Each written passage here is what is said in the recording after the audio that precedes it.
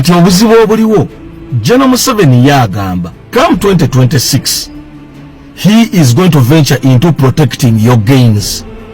Ayogera nako ka group k'abantu abatono abasobodde okufuna mu bukulembeze bwe emyaka 4 naye ataabo abatono abasobodde okufuna mu bukulembeze bwe bo tebeesiga nti asobola okukuuma obugagga bwabwe. Kati mumanyi kye bakola, basuubudde amamundu, bali mu kutraininga majje, amaka gaabwe bagafuula barracks. Baliize eki post Museveni. The fact that tasobodde kulaga musika aliddawo, bo balowooza anaasinga amaanyi, anaasinga okukuba emmundu, okukuba amasasi, anaasinga amagye yajja okulembera Uganda eno.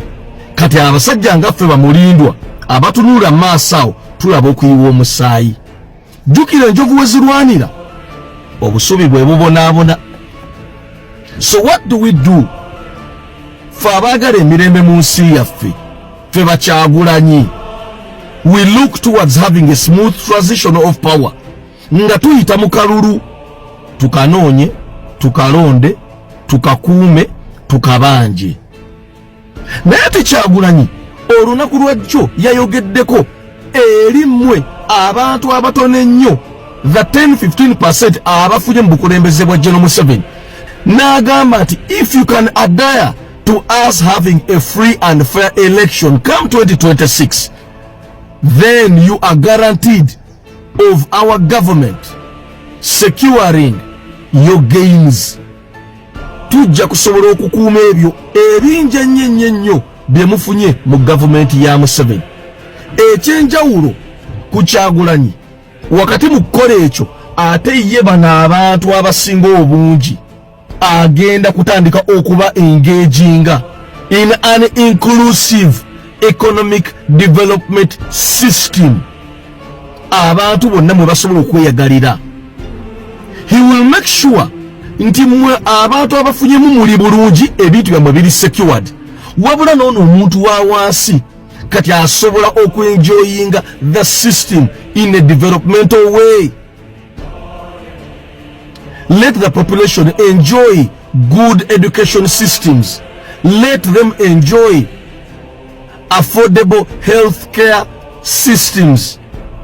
Let them enjoy equal rights and democracy. Naye mwetemulaba nti nga abantu ffe bamulindwa, ffe Bakyagulanyi, si ffe balabe bammwe.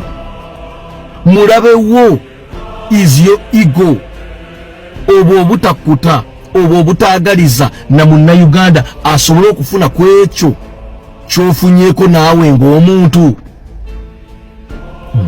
If you cannot listen to people like us, then listen to people like General Tafire. Let's learn to accept the principle of diminishing marginal utility. Enough is enough.